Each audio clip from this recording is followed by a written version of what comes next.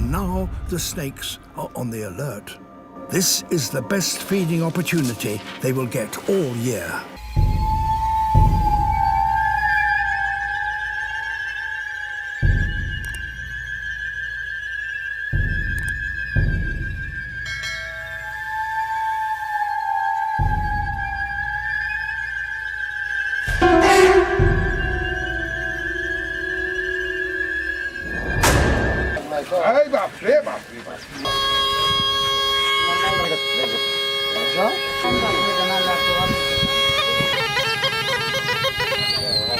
Thing has its first glimpse of a dangerous world.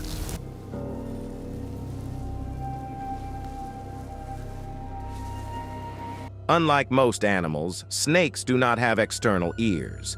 This topic can make some people believe that snakes do not hear. However, if I try to make a loud sound next to a snake or something falls on the ground next to it, you will notice that the snakes seem to respond to the sounds and pay attention to them. And this is very normal. We sometimes see people playing with snakes using a flute, a practice that is very common in India and East Asian countries. The man starts blowing the flute, takes the snake out of the box, and starts dancing. How could this happen when she had no ears? In principle, this is the apparent appearance of the snake's head, even though it has no external ear or opening through which it can hear. He didn't just fool the public by saying that snakes wouldn't listen. Even scientists themselves for hundreds of years believed that snakes couldn't hear. The translation is simply that they did not have eardrums like most creatures. Lizards, for example, although they do not have prominent external organs like humans. If you examine their appearance closely, you will find that there is a hole or small opening through which they can hear. But even this hole is not available in snakes. The snake's head has no opening at all, okay? So the snake can't hear? Is that true or what? Actually, no.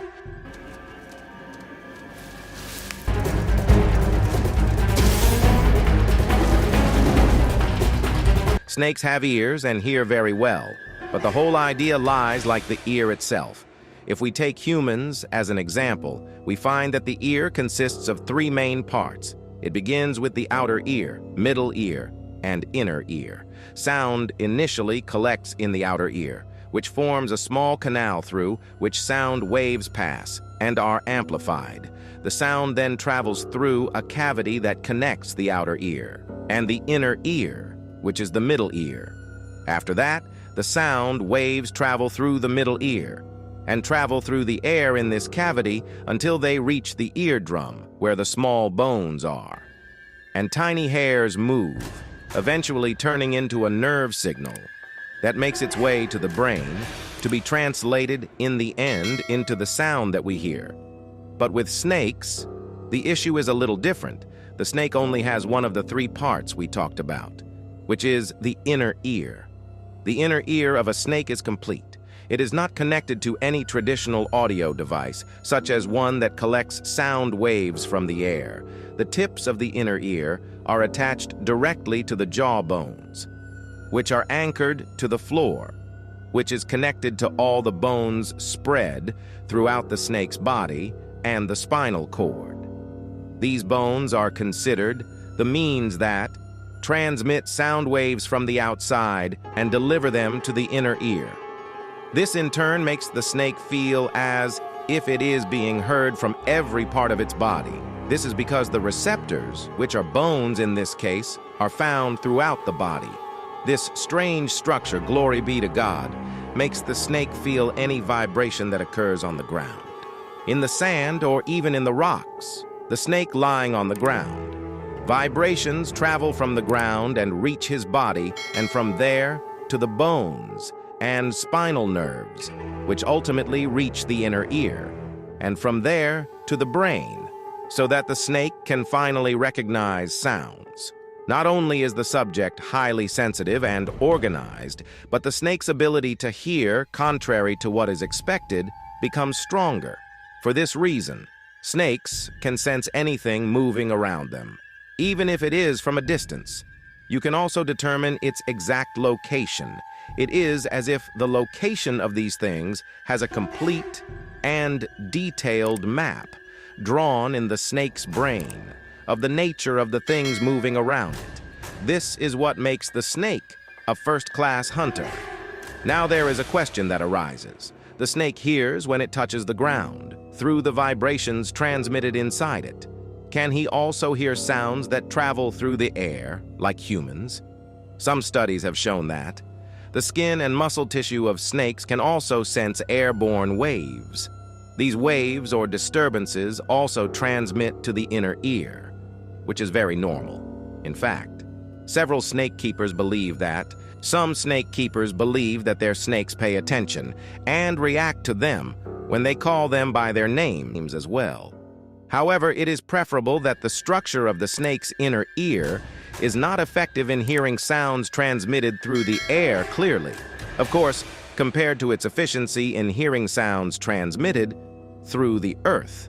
However, snakes still hear a small range of sound frequencies, which typically falls between 80 Hz and 60 Hz. This, of course, covers a very small portion compared to the wide frequency that humans hear, which extends from 20 Hz to 20,000 Hz. For this reason, some researchers liken snakes' ability to hear sounds as if someone was diving underwater. Another person was standing outside and talking to him.